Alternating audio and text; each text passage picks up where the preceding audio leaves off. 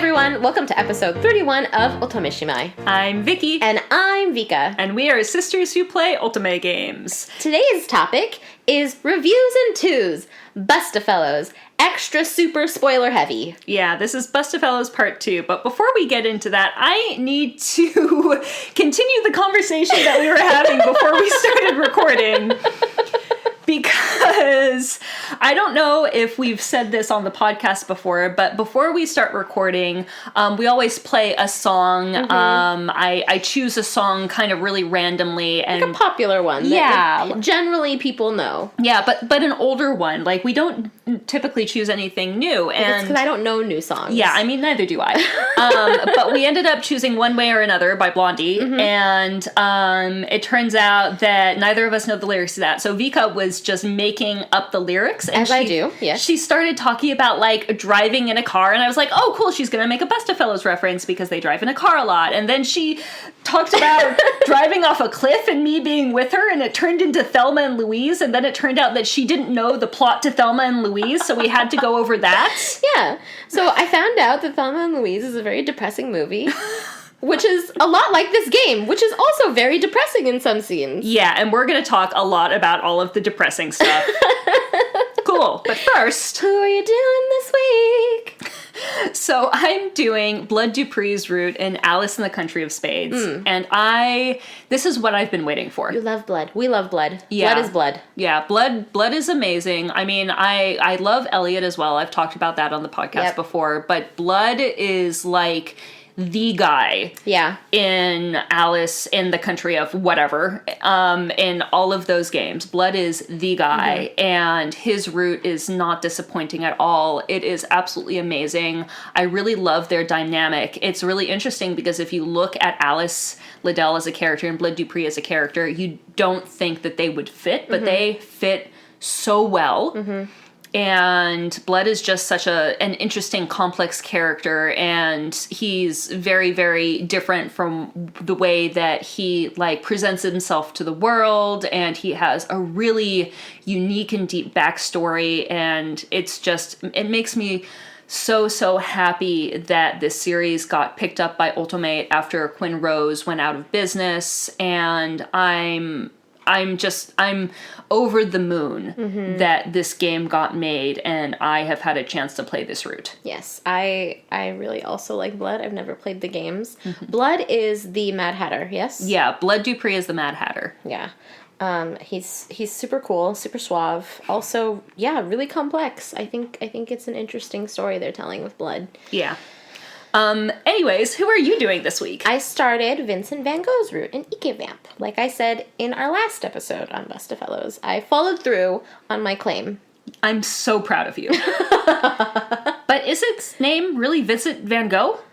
Uh-oh. How do you say it in Japanese? You mean Vincent van Gogh? That is how you say Van Gogh in Japanese. Van Gogh. Van Gogh.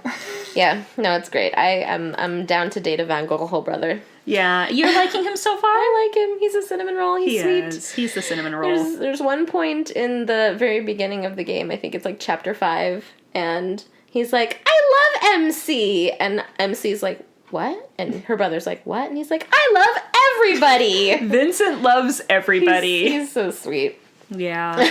So anyways, let's get into today's topic. Yeah. We're going to be talking a lot about Bustafellows and a lot about spoilers. So many spoilers. Yes. So if you have not played the game and do not want spoilers, then do not listen to this episode because we will be spoiling every single route, because that is what our reviews and twos is. The second episode is spoiler heavy. Yes. So if you care about spoilers at all, don't listen to this episode. Listen to our last episode. Listen to the episode we do after this, because it won't be about Bustafellows. That's right. Yeah, it's really interesting because this game, it eases you into a false sense of security where in every route, as you complete them, you're kind of like, oh, okay, I'm starting to get what's going on. I get it. But actually, you have no fucking clue what's going on until the fucking end of the game. Yeah. Like I'm sorry, I said that way too much. I'm cursing and bad me. It's okay. Our like this podcast is rated mature, so we can talk about these things, and so we can curse. That's right. And I'm also glad it's rated mature because there are so many warnings on this. Yeah, and we're going to put all of the warnings in the description, so you can go and check out all of the warnings because there will definitely be trigger warnings. There are a lot of mature themes in BU that you don't really think maybe in BU but there are. Yeah. BU has all of the warnings except for sex, because Tuta doesn't sleep with any of them. So that was one thing about this game, and we'll talk about this at the end again, but there wasn't that much romance in this game. No, the romance definitely takes a back seat to the plot. Storytelling is the most important, but I will say the storytelling was superb. Yeah. So the first thing we're going to talk about is the common route. We're not going to go into too many details, but there are some very important points that you find out in the common route that really like help you to navigate the rest of the route, no matter whose route she's in. Yeah, the common route really sets you up. You learn about all of, like, most of the side characters, you meet all of them. Like we said in the last episode, the game starts with Limbo dying, so it throws you right in the deep end at the very start of the game. And one thing that's really important to learn about the common route is that it sets you up for Full Circle, which is basically Facebook. Yeah. And the secret organization called Ruy Lopez. Yeah. So in this secret organization, Ruy Lopez, Tuta finds out about it and finds out that they're behind a lot of like the underground sinister stuff that's happening in the city. She ends up interviewing this woman who tells her about Ruy Lopez, and then the woman gets put in jail and dies. Yes. So she like loses her source, and it just like fuels her eagerness to find out more about what's going on. And everything kind of snowballs from there because each route touches on Ruy Lopez and Full Circle a little bit, every piece along the way. But at the very end, it culminates in like this huge big climax where Ruy Lopez is very much the center of what's going on. Yeah. And something that Tuta ends up doing is she ends up talking to somebody who's very involved in Ruy Lopez through Full Circle, this social media site, because the backstory is that Ruy Lopez was like made by these two brothers, and then the younger brother tried to killed the older brother, and things ended up changing after that. Yeah, there was like a huge power struggle, power dynamic in the organization itself.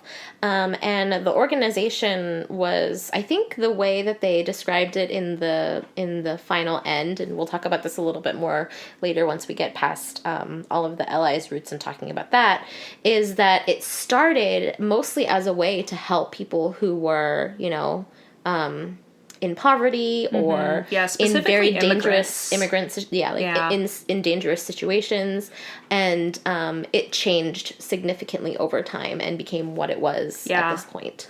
Yeah, and so Tuta ends up communicating with somebody who she's pretty sure is the younger brother. But like it's very like basic communication because the younger brother doesn't really want to talk to her. Yeah.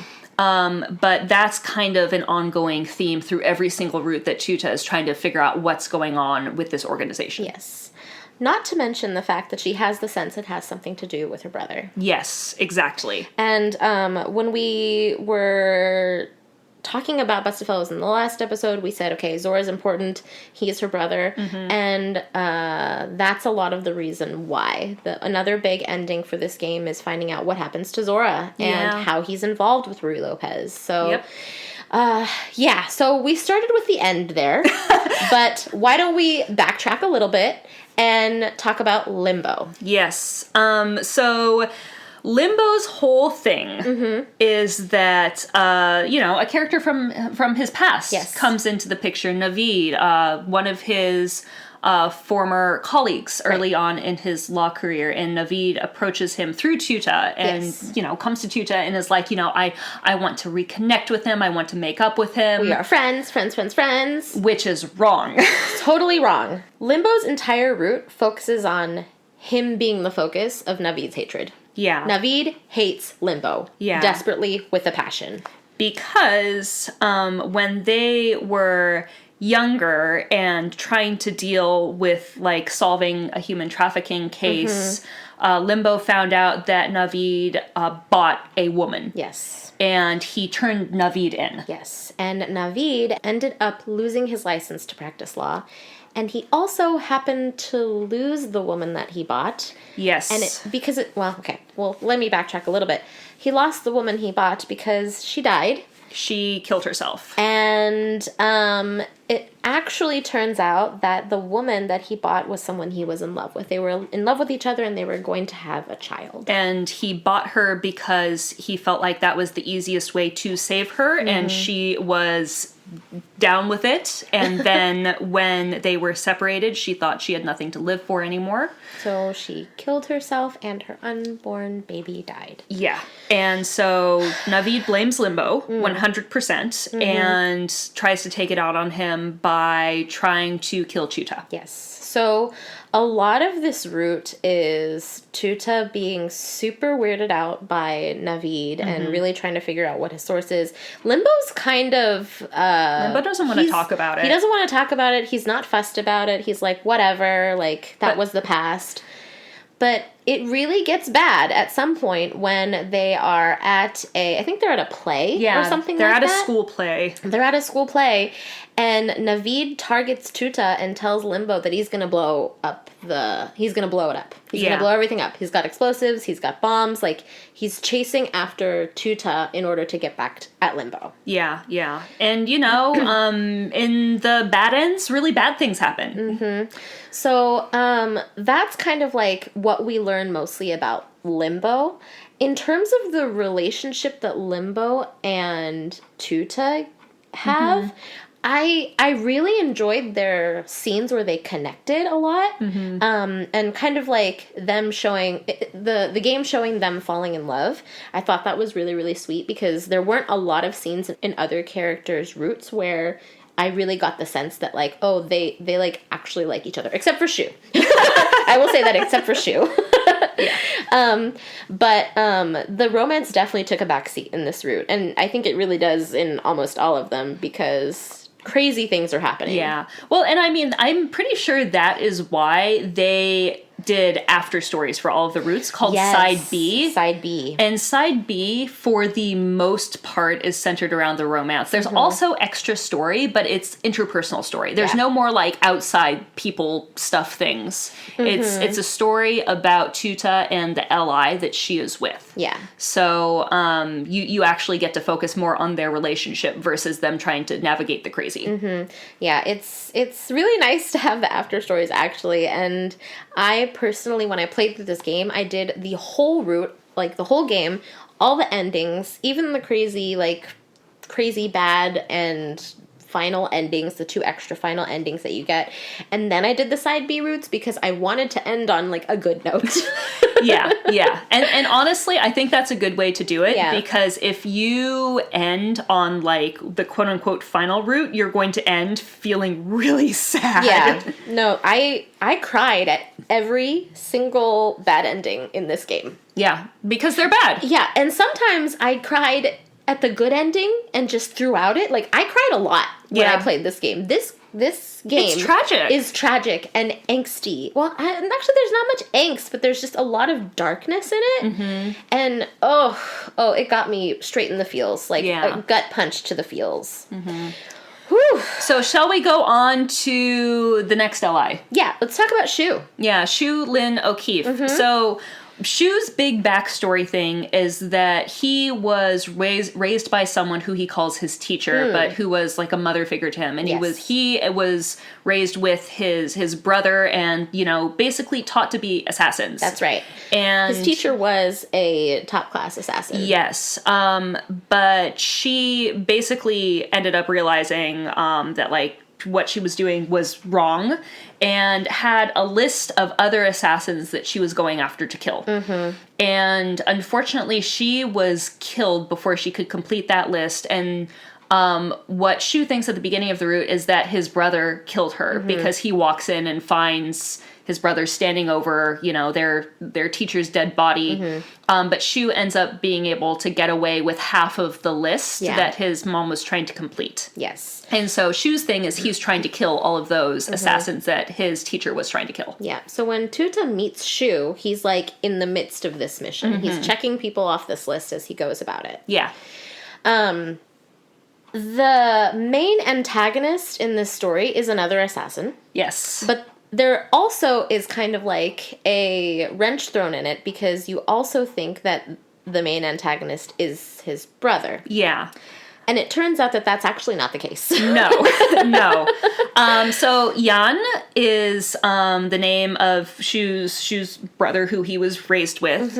And basically Yan shows up and is like, I know, like, I have the rest of the names on the list, and I know who you need to go after next. It's this person. They're going to be here at this time. And he, he basically forces Shu to take the bounty, to take it, and kill this guy. But it's actually a setup. Yeah, it turns out it's a setup. Shu ends up getting arrested, put into prison, getting put into jail, and then, Chuta does the whole going back in time thing, and they figure out a way to save him, which includes Chuta stabbing Shu, so that was an interesting scene. Because Chuta was like, I don't want to do this, and she was like, just fucking stab me. The only way of me getting out of here is getting put into, like, a hospital. That's the only way of doing this, so you have to stab me. That's right. It was fine. So Shu got stabbed, but he was okay. Yes, Shu got stabbed by Tuta, but he was okay. Yeah. Yeah, so the rest of them break him out. They do a jailbreak.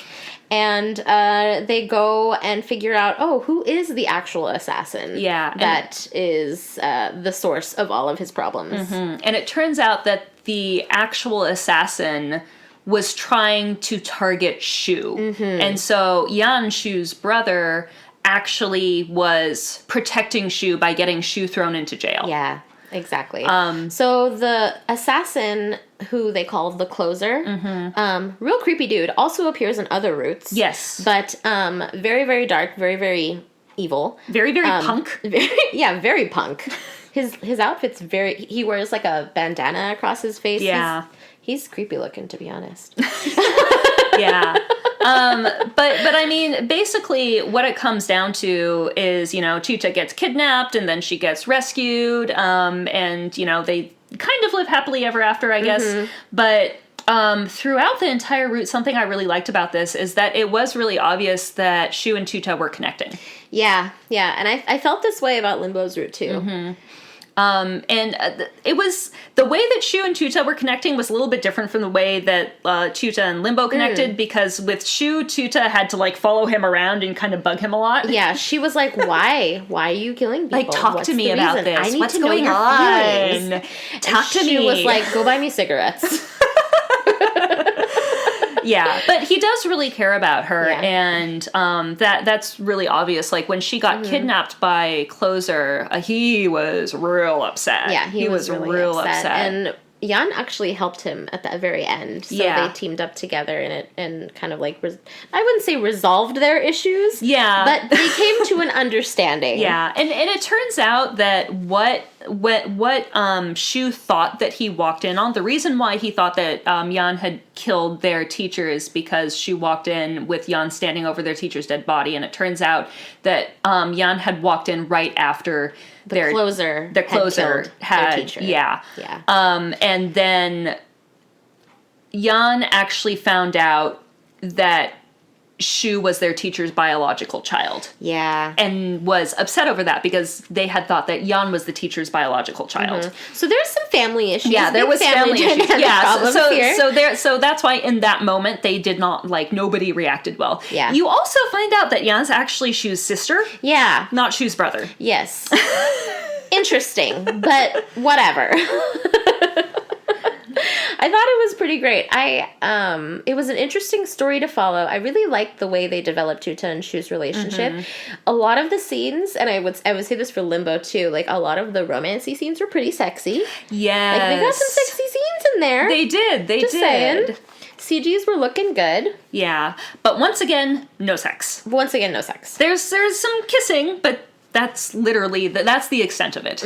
Yeah, no sexy time. No sexy time. For a game with this many trigger warnings and this mature of a story, I was surprised. Yeah, I was also surprised. Like, with all of the other stuff going on, you would expect some type of sex, but considering Chuta's character, it does make sense. She is really, really innocent. Yeah. Oh, no. At the end of Shu's route, like, she takes him home to meet her parents. It's cute. It's real cute. Yeah, it was cute. Like, it's so funny because they, like, drive out. They're, like, on a drive, and Shu's like, I'm a pull over, and, like, you should call your parents. And Chuta's like, why am I going to call my parents? And he's like, just call your parents. Just call your parents. And so she calls her parents, and Shu takes the phone and introduces himself to her parents, like, really politely. It was so cute.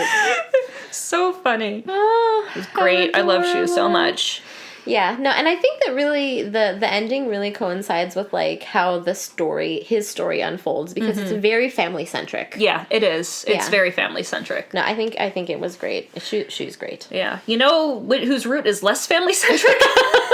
Oh, but it's not his fault. Helvetica Orsted. Yeah, so Helvetica's backstory is pretty dark. Like, I thought Shu's was really dark, but Helvetica's is, it's tragic. Yeah, and tragic. I think we need to preface this by saying that Helvetica doesn't remember a lot of his backstory for most of the route.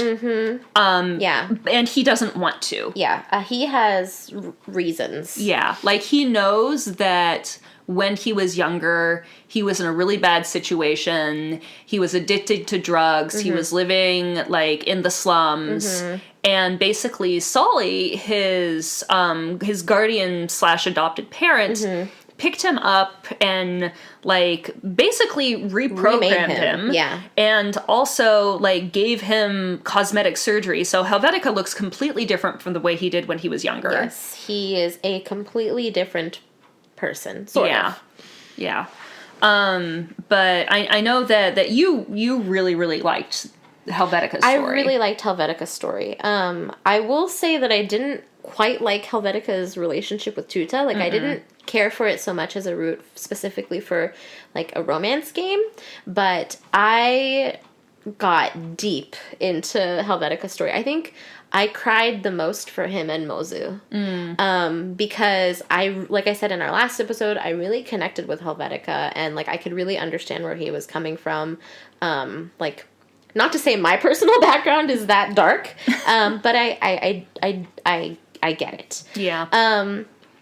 And the thing that really interested me was kind of, like, how he grew to the very end amongst all of those things that he faced. Yeah. Like, Limbo grew up as a rich kid. Yeah, right? Limbo was a rich kid. Limbo comes from a really rich and well-known family. Yeah. And Shu was kind of, like, on his own for most of his life. Yeah, like, he and his family, they were like wanderers. Yeah. But Helvetica had to deal with gangsters and drugs and, like, murder and, like, all of these just terrible things that shouldn't happen to a young child. And I really, really felt for him. Yeah. I did. And his life gets thrown in disarray because somebody from his past, a woman named Magda, comes back into his life and is basically like, you know, we were really, really close and you abandoned me. Like, you just left me to rot and this is your fault. And she tries to drag him back in. Yeah. I mean, he doesn't remember. Yeah, no. Obviously. But she does. She tries to drag him back in. He has a huge drug relapse. Yep. Because he is trying to figure out, like, basically balance his new life with his old life, trying to really figure out who he is. Tuta is there just kind of, like, trying to care for him and trying to connect with him. But I feel like she doesn't really make it through until the very end, to be honest. Yeah. Like, he is so in his own space trying to deal with his own trauma that, like, nothing else really matters. I really felt like in this route, Tuta didn't get it. No, I really don't think she did. There was a scene where he comes back from, I don't know, he's doing drugs or drinking alcohol or something. They bring him back from this bar and he is messed up. Yeah. Like, he is so very messed up. And she's like, let me in, let me see him, let me talk to him, like, let me do something. Yeah. She's butting her nose in. And the guys are like, oh, well, okay, but, like, you can't do anything for him. Yeah, like this is not the time. Yeah, like, he OD'd and he's like in the shower throwing up, and like luckily Mozu, who is a doctor, is Thank there. Goodness for Mozu. Like taking care of him, and Shu's in there, but Helvetica is like covered in puke, naked in the shower, and Tuta's like, oh no, let me do something. Like, and she was raised very sheltered. She was raised, even though her parents are eccentric, and she does have trauma in her past, she was raised in like an upper middle class setting. Yeah. She has not been exposed to anything like this. Yeah. So just like, she did not understand what Helvetica was going through. Yeah, so that's why I say, like, I didn't necessarily enjoy the route with Tuta and Helvetica, but I really, really felt for Helvetica's character. Like, I still, like, he's one of my favorite characters in this game. Yeah. Outside of being a romantic interest. Yeah. But after, like, all of this kind of, like, the drug relapse and all of the crazy things are happening, he kind of, like, comes back to himself, and Magna, she shows up, and she kidnaps Tuta and Mozu. I don't know. I don't exactly remember why it was Tuta and Mozu, to be honest. I think Mozu was just, like, there. Yeah. But, yeah, she drags... They go to, like, some storage area with a lot of big storage units, and she's got a shotgun, and she tries to kill them, and she basically calls Helvetica and is like, I'm gonna kill your friends if you don't come with me. Yeah. Yeah, and it turns out she was actually, like, in love with him, and she really, really felt abandoned, and that, like, whole experience led her to that point. In every route, they all kind of come together to save the day. Yeah. So like, they do that. They come together and save the day. And in Helvetica's route is interesting because in his bad end, even though everyone comes together to save the day, and like they both survive, Helvetica decides to reject the person who he is now. Yeah. So he's not able to come to terms with, like, him as a new person integrating with his old life, and he actually just kind of, like, reverts back to his old sort of image and way, and he, like, totally leaves the house and, like, abandons everybody. Yeah. And you know, in most of the bad ends, someone dies. Yeah. But in this one, I think this one was, you know, especially sad because he does. He's just like, you know what, I have not changed. Yeah. I am that person who I was before, and that is where I belong. Oh, that was absolutely heartbreaking for me when they get to the point where they show the scene where Tuta's, like, calling him and looking for him, and she's like, where is Helvetica? And he ends up, because he looks different now, like he literally reverts back to a different face. I think Sally helps him with that. And he walks right past her and doesn't say a thing. Yeah. So yeah, it was truly heartbreaking. I can't. I'm getting so emotional about Helvetica's route. Yeah. Well, do we need to take a break before we talk about Mozu? Oh God. Okay. Go ahead. You can introduce Mozu. All right, so Mozu Nile Shepherd. Mozu's big issue is the fact that his little sister has been missing for a year. Yeah. And his little sister is a high school student. And you really get into this mystery when there is a death of another student at the same high school that she went to. Mozu's little sister's name is Yuzu. Right. By the way. Cute name. I love it. Very cute name. Very sad story.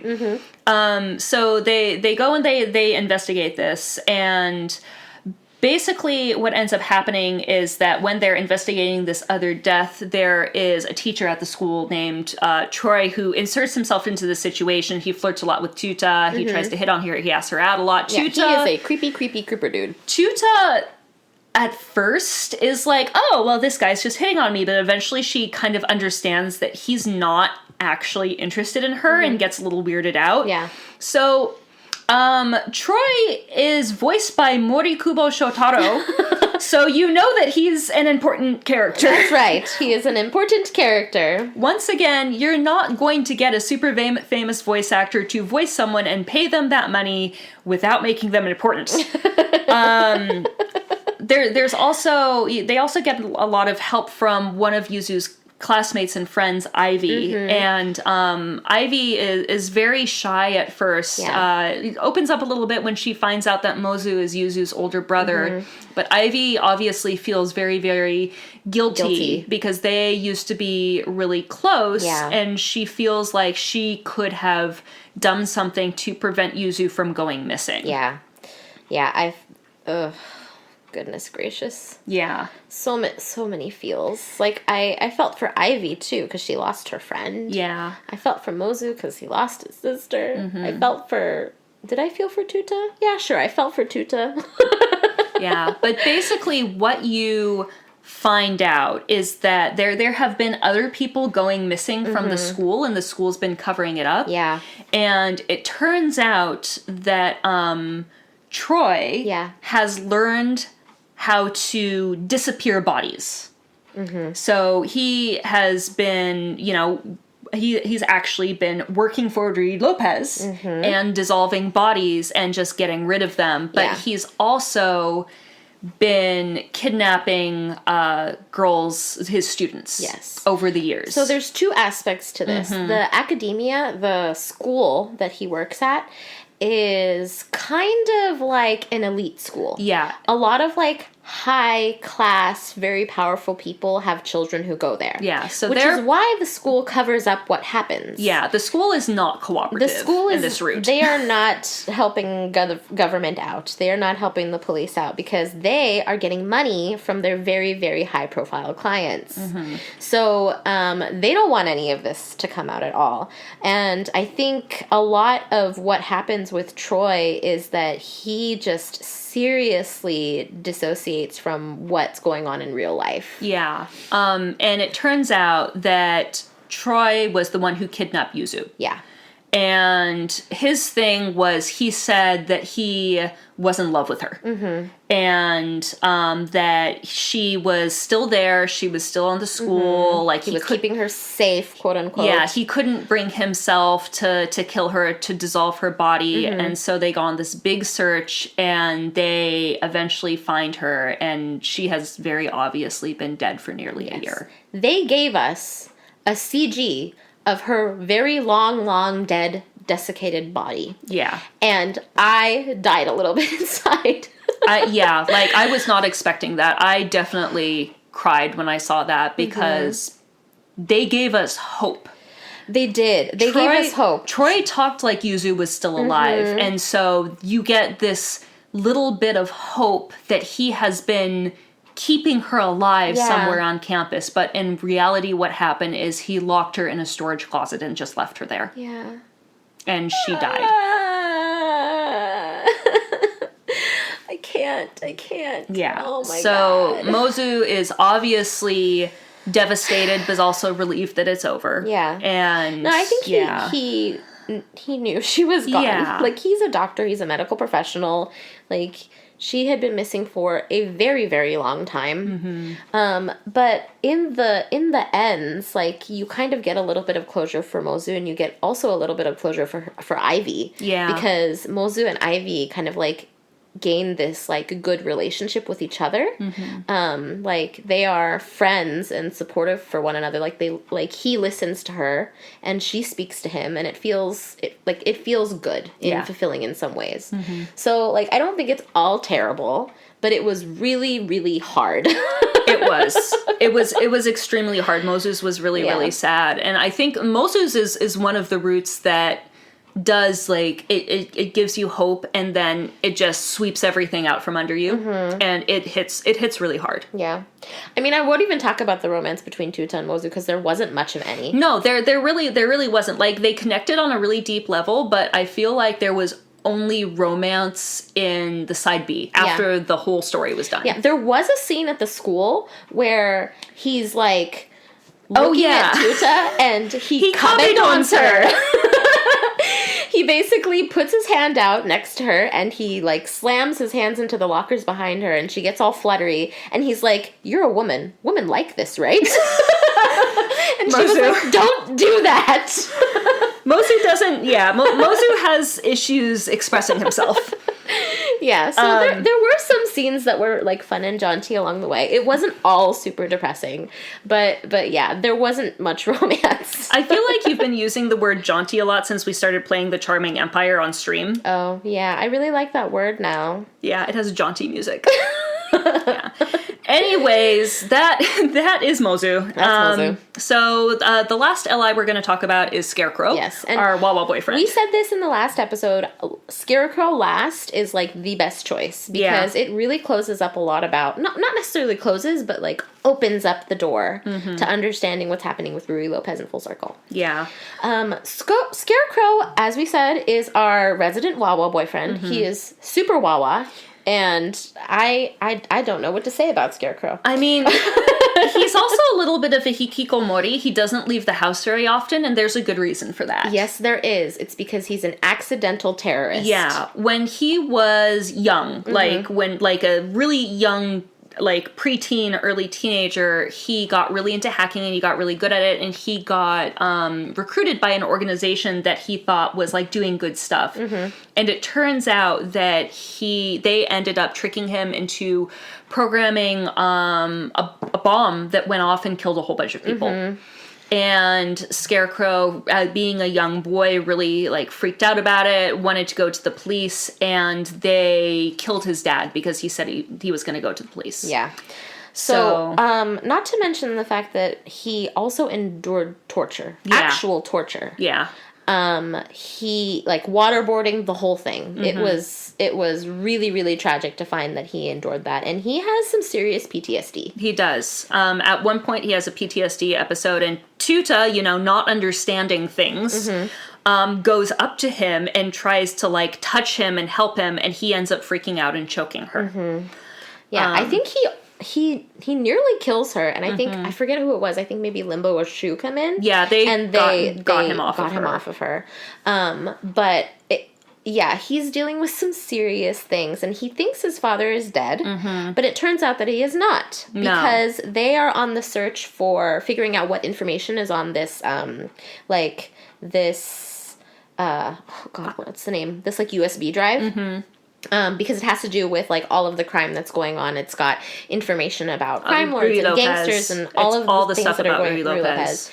And that leads him to a, like, underwater location, which I thought was really cool and really weird at the same time. Well, it's cool until they nearly drown. Yes, it's cool until they nearly drown. But I believe it's Shu and Scarecrow and Tuta end up going to this underwater laboratory office, and they find a scientist or a hacker or, some really, really smart person doing smart things, and it turns out that person is Scarecrow's dad. So the organization that Scarecrow used to work for had tricked him and made him think that his father was dead, which led him to go into hiding and, just be terrified of the world. Yeah, and what actually happened to his dad is that Ruy Lopez abducted them and forced him to continue the work that Scarecrow was doing for them. Yeah. And so that's that whole thing, and you do learn a lot about Ruy Lopez and a lot about their backstory and a little bit more about how they came to be and how they work. This is also the other route that Closer shows up in. Yes, the assassin. Yeah, because the assassin is working with Ruy Lopez. And basically what ends up happening is Scarecrow's dad is trying to save Scarecrow, and Ruy Lopez tries to kill both of them. Yeah. And puts them on a freaking runaway train that's going to blow up. The Closer has them meet them on the subway. The subway is going to, like, a very remote location. I believe it's in Butterfield, but it's going to a remote location in Butterfield, and there is an end where they stop developing the tracks. So Closer gets off the train. He's got to live, do his job. And Scarecrow and his dad are stuck on this runaway train. Yeah. This is where things get kind of weird, because Tuta and the rest of the guys are trying to figure out where Scarecrow is. They don't know. Scarecrow didn't do shit. Like, he didn't say anything to anybody. He just went to go deal with, like, the situation with him and his father. Good job, Scarecrow. You would think he'd he'd have more sense than that. No, you wouldn't. Tuta does the same thing. That's true. They're very similar. So, mission ensues to save Scarecrow. Tuta does her whole time travel thing, figures out a way to get information from the past Scarecrow, and they find a way to actually stop the train from being, like, a runaway train. Yeah. So that they can get off and, like, basically... Live happily ever after, save their lives. Yeah. Yeah, it was pretty intense, actually, because... The whole thing about Scarecrow dealing with all of these issues along the way, like, you don't expect this from his type of character. No, when you first meet Scarecrow, you do not expect any of it. No, so not at all. Yeah, finding out his backstory, finding out the reason why he's doing what he's doing, finding out what happened to him when he was younger, it was all very, very jarring. Yeah. No, he is, like, you just feel so much sympathy and sweetness for him. Like, you just want to protect Scarecrow. He's such a sweet baby. I mean, I feel kind of bad for... No, I said I'd yeet Helvetica off a cliff. Yeah. This is why I said I'd yeet Helvetica off a cliff instead of Scarecrow. Yeah. I don't know. Like, Scarecrow's a sweet character. But still, like... I personally, as a person who, like, if I were to do a self-insert, I would not go for Scarecrow as a romantic interest. Yeah. The story itself was interesting. And I think, actually, he's the most fitting for Tuta because they're just on similar levels. Like, we should talk more about this if we ever do a lineup and size up on Best of Fellows. Maybe we will. Maybe we won't. Who knows? Yeah. So those are the LIs. That's all the spoiler stuff for the 5 LIs. Next, we've got the 2 kind of, like, literally just, like, straight visual novel and no choices stories. And the first one is Full Circle, and this is the story of Ruy Lopez. That's right. But in reality, it's Carmen's story. That's right. So, Carmen... You know, and we talked about this in the last episode. Yes. Her darling is off trotting the world. Yeah. Being a working man. Working traveler, but in reality, he's dying in a hospital. And she knows this. Yeah.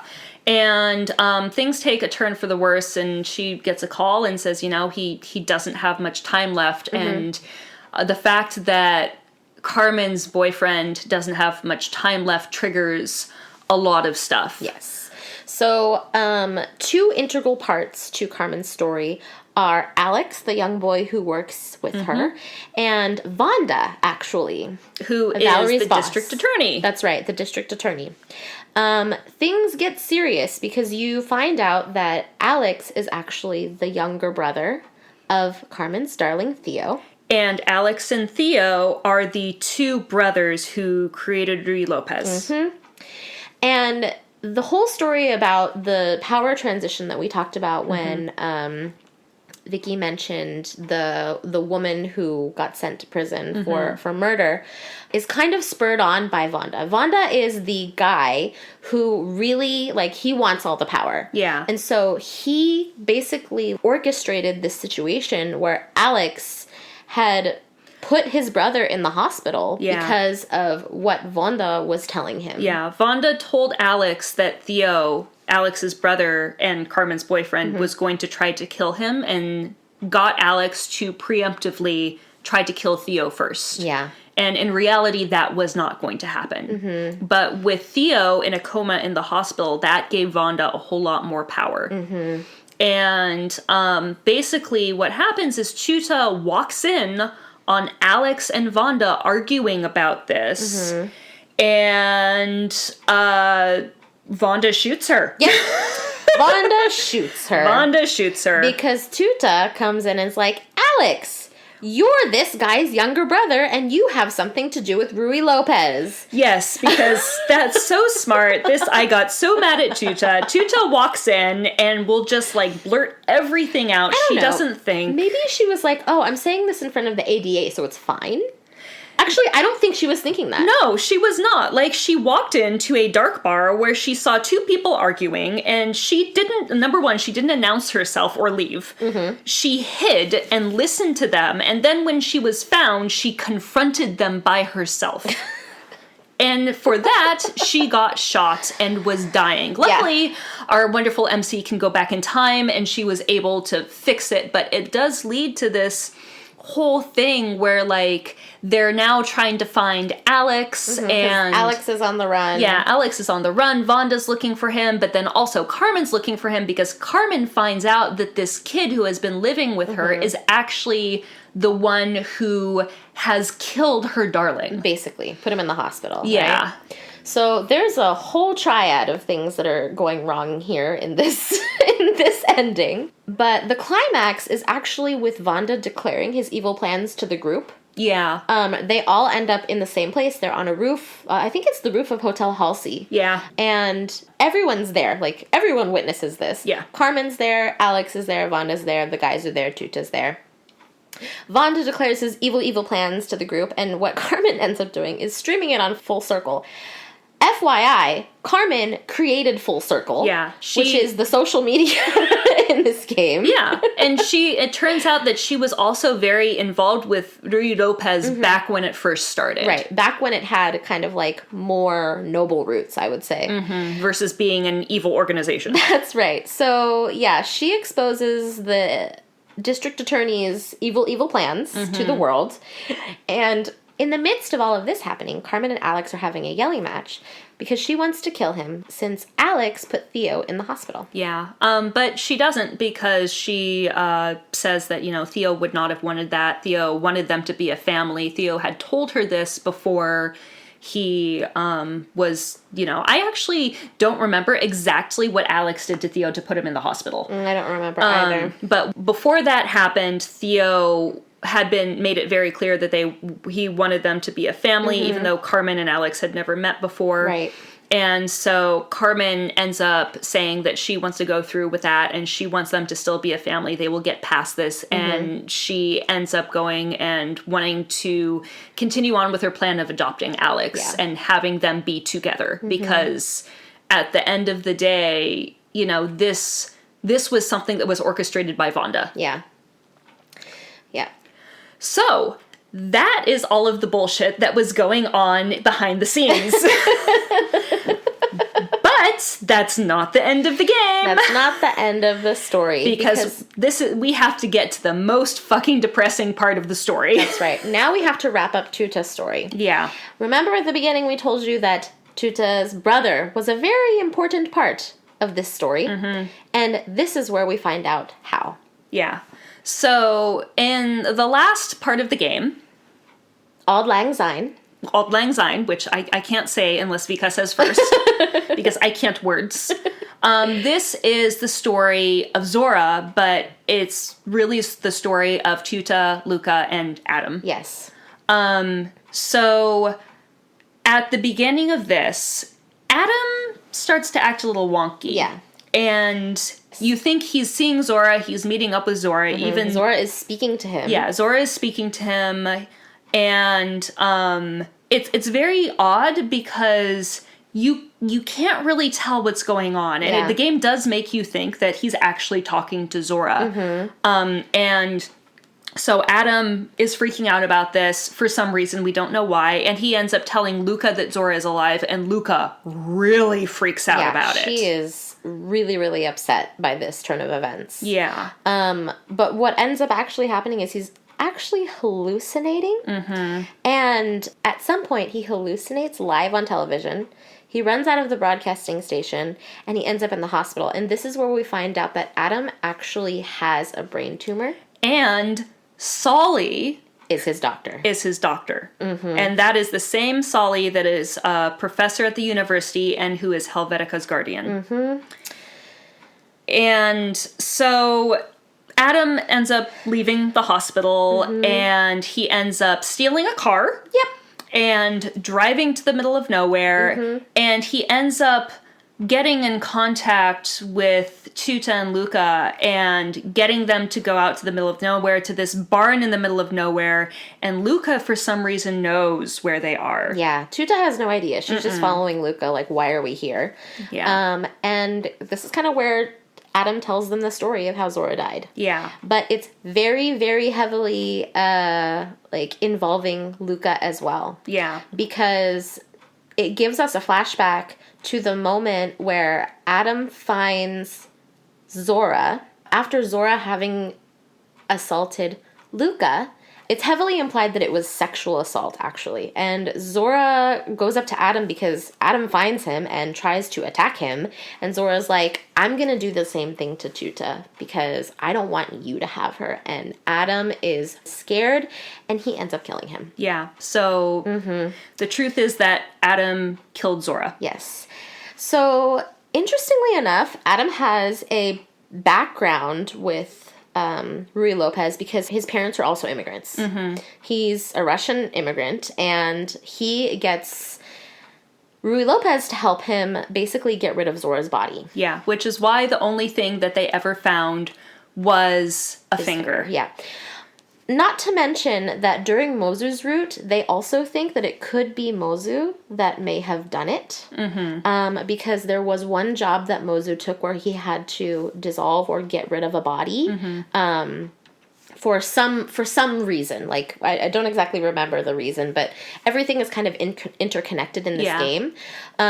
So anyways, back to the whole ending of how Zora died. Luca is really kind of like freaking out. Because she doesn't want Tuta to know. She doesn't want Tuta to know. Tuta is freaking out because she's like, wow, I don't think my brother is that person. Like, she thinks her brother is an upstanding police officer. Yeah. There's been this whole thing where, like, they didn't really look too much into his disappearance because they said that he was a dirty cop, he had gotten into drugs, and Tuta did not really believe that. Yeah. But it was the truth. It was the truth. He was a dirty cop. He definitely got really into drugs and just, was not a good dude. Yeah. And, Luca and Adam, they just couldn't say anything to Tuta because Tuta idolized Zora so much. So, interestingly enough, all this is happening, and our favorite character, Saoli, shows up. Yes. Saoli shows up. He reveals that it's actually all true because Adam went to Ruy Lopez to help get rid of Zora's body, and Saoli just kind of wanted to see what happened. Yeah. Like, he was interested, and he was like, this is beautiful. It's wonderful. I'm just going to watch the events unfold and help enable these things to happen. Yeah. And this is the point where you kind of realize just how involved Saoli is in literally everything that's been happening. He's very involved in Ruy Lopez, but even with Ruy Lopez, he's very behind the scenes, so there's not really anything that can connect him to anything. Yeah. It's really, really interesting the way they did that in terms of the story because there's no real, like, ending for Saoli. No, there isn't. It's very open-ended. Nothing happens to him, but also nothing happens to Adam. Yeah. Like, he's still hallucinating. He still has a tumor in his brain, but he just ends up going back to Russia. Yeah. They can't send him into prison because there's no evidence that he'd done anything wrong. It's a really sad ending. Yeah. It was really hard. This whole game is just so difficult, guys. Yeah. It is. Like, it is not what you would expect it to be. Yeah. It is not what you would expect it to be. To be honest, like, when I played through the route of the Full Circle route and the Auld Lang Syne route, I just really wanted to complete the story, to, like, tie up all the loose ends and just to kind of, like, just basically tie up all the loose ends because all of it was sad. Like, even these ends, they were all sad. Yeah. So, thank goodness I saved those side Bs for last. Yeah, we definitely recommend that. I mean, if you're listening to this episode, you have probably completed the game. But if you ended up playing the side Bs before doing everything else, go back and do the side Bs again. Yeah, like I know this whole episode has been kind of depressing now that I think about it. But the side Bs are great. Yeah. Let's talk about the side Bs. Let's talk about the best ends. Okay. Best of the best ends. I mean, it's hard for me not to say Shu because I just really like Shu. Yes. Well, I mean, the whole thing where she takes him home to her parents, that was adorable. Yeah. He meets her parents by phone and is like, I'm going to meet you in person, so let's go to LA. I thought it was so cute. Yeah. It is really cute. Yeah. I mean, like, honestly, they all the side Bs end on a good note. So it's hard to say, like, oh, like, this one was better because they all kind of end on the same level of a good note. Yeah. I think there definitely were ones that were more memorable for me just by kind of, like, the way I like to see romance or like to experience romance, I really liked Limbo's best end. Like, it was you very like sexy. That CG. I like that CG. You just like the last CG where he's teaching Tuta how to French. You just like that CG. So cute. But also where they go back to, like, he books a night at the hotel for them. Yeah. They have a romantic, like, date, and they go to the hotel, and Tuta's really cute because she falls asleep, and he's like, oh my god, it was supposed to be romantic, but I fell asleep. And he's like, it's okay. I just want to be next to you. It was adorable. Yeah. Like, I loved it. It was wonderful. That was one of the most memorable best ends for me. Well, what about the worst ends? Oh, the worst of the worst ends. I think, for me, the worst of the worst ends was Limbo's route. Like, it was tragic. It was tragic. Like, I mean... He ends up finding her dead body in a bathtub because Naveed forces her to kill herself. Yeah, Naveed kills Tuta in the same way that his lover killed herself. Yeah. And she had to. She tried going back in time to save herself. Like, she tried all the things and none of it worked. Yeah. So, that was really tragic for me. I think me seeing Limbo open up that bathroom door and see what happened to Tuta was just, like, so triggering for me. Yeah. What did you think about the worst ends? Well, number one, they're all terrible. They are that is all true. Terrible, but usually someone dies. Yeah, but the one that hit me really hard was Shu's, because Closer, the assassin, kills Tuta and disposes of her body, and they don't find it. Yeah. And Shu just basically goes off the deep end looking for her, and that's it. Yeah. Like, there is no closure. And I know that in some of, like, I think there's, like, a drama CD that does, like, after stories of the bad ends. I know that there is a little bit of closure, but it's not good. It's all bad. But seriously, like, he disposes of Tuta, like, he cuts off her frickin' head, and that's it. Like, that is it. That is Shu's bad end. Yeah. It's real dark. Let's focus on the good things. What are some final thoughts that we have? Well, my final thoughts are it's not a good thing. I mean, the thing that really got me is that Solly got away completely scot-free. Like, there is nothing on him, even though he is involved in literally everything wrong with this game. Yeah. But come on, you have to have known that he was going to be an important character. He is voiced by Sugita Tomokazu. Yes. But you even said this earlier. Yes. You said that this does keep it open for a sequel, which I'm very hopeful for. Yeah, if nothing, like one of the quote-unquote antagonists, it gets left completely open. Yeah. And we do know that there is a sequel in the works. So we're looking forward to that. Yes. What about you? My final thought is a good final thought. Okay, so I'm not going to go down the rabbit hole of, like, super depressing. And my final thought is that I like to... I really like seeing Tuta's growth. I think she's actually pretty strong. So there's this scene where, we spoke about this earlier, Crow tries to strangle her, and she cannot figure out how to deal with these feelings.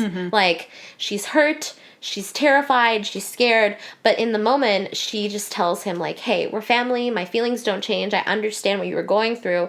But then she confesses to Helvetica that she really was terrified. So she's, like, holding these two emotions, and she's logically thinking them through and trying to understand Crow's feelings, but also allowing herself to experience her own feelings. And I thought that was really cool. She did, in a lot of routes, she did really try to understand the other person, even though she steamrolls everybody with her own opinions. It was nice to see her grow through every single route. Yeah. So, yeah, that's kind of like my final thought. Like, the game was really cool. The story was really interesting. There wasn't a lot of romance, but Tuta is an interesting character. Yeah. And even though, like, and I've said this before, I didn't connect with her, and she's definitely not my favorite MC, but I do agree that she is a really interesting MC. Absolutely. Yeah. So what do you guys think? I know that a lot of people really do like Tuta, and we'd love to hear about your overall thoughts on Bus TAFELLOWS in general. Like, what were your, like, favorite best ends, worst ends? Let us know. Reach out on Twitter. Shoot us an email. If you like what you hear and would like to support us, we have a Ko-fi account where you can donate to us keeping the podcast going. And as always, we have a Twitter and Instagram where you can stay updated on what we're up to and other cool otome-related stuff.